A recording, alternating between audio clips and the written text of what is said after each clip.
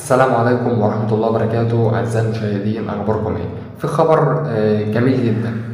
المعونة بتاعتنا اللي إحنا كنا بناخدها كل سنة من أمريكا، اللي هي المليار دولار اللي بياخدها الجيش المصري، على فئات كتيرة بقى وعلى كذا مرحلة.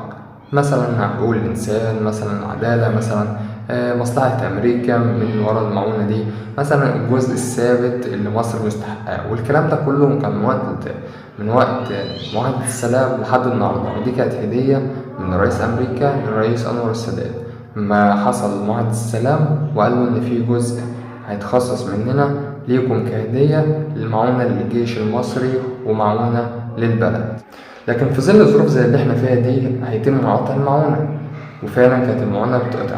من وقت ما بايدن مسك الحكم كان كل سنة بيقطع جزء. أول سنة قطع 130 مليون، تاني سنة قطع 58 مليون تحت بند حقوق الإنسان، وإن مش بيتنفذ حقوق الإنسان داخل مصر.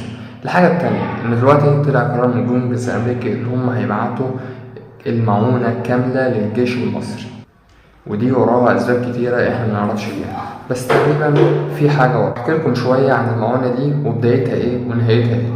المعونة كانت ماشية من أول معاهدة السلام لحد ما جت ثورة 2011. بعد كده الجيش الأمريكي حس إن دي انقلاب من البلد، فقرر يقطع المعونة. كان وقتها اللي كان ماسك الحكم كان باراك أوباما. بدأ يلعب في المعونة المصرية وبدأ يشيل منها حاجات ويحط فيها حاجات. وبعد كده لما هو اتشال كان وقتها النائب بتاعه كان جو بايدن، واخد على أساس الحتة دي، وكان واخد الحتة دي منه. بعد كده لما جه ترامب ما كانش بيحط ايده نهائي على المعونة، كان بيبعتها زي ما هي وشايف ان الرئيس عبد الفتاح السيسي حد مقرب ليه ومفيش بينه وما بين اي مشاكل، فكان بيدوله المعونة كاملة مقابل ان كان له مميزات كتيرة. اول ميزة ان كان الطيران الامريكي له سماحية اللي هو يعدي من فوق مصر عادي، وكان طبعا ده بيوفر له وقت كبير جدا بدل ما يلف من اي مكان، فهديله الحريه الكامله ان هو يلف في بلدك وكأنه شريك في البلد. الحاجه التانية المراكب العسكريه، السفن العسكريه لما هي تعدي من قناه السويس كان لها الاولويه انها تعدي الاول، مش بتدفع فلوس، لكن هي واخده خدمه وميزه زياده عن كان ترامب حاسبها انها مصلحه قصاد مصلحه، وكان سايبها ماشيه زي ما هي وما كانش بيحط ايده عليها، مقابل ان الرئيس عبد الفتاح السيسي كان بيعامله كويس وما كانش في اي مشاكل ما بينهم هما الاثنين.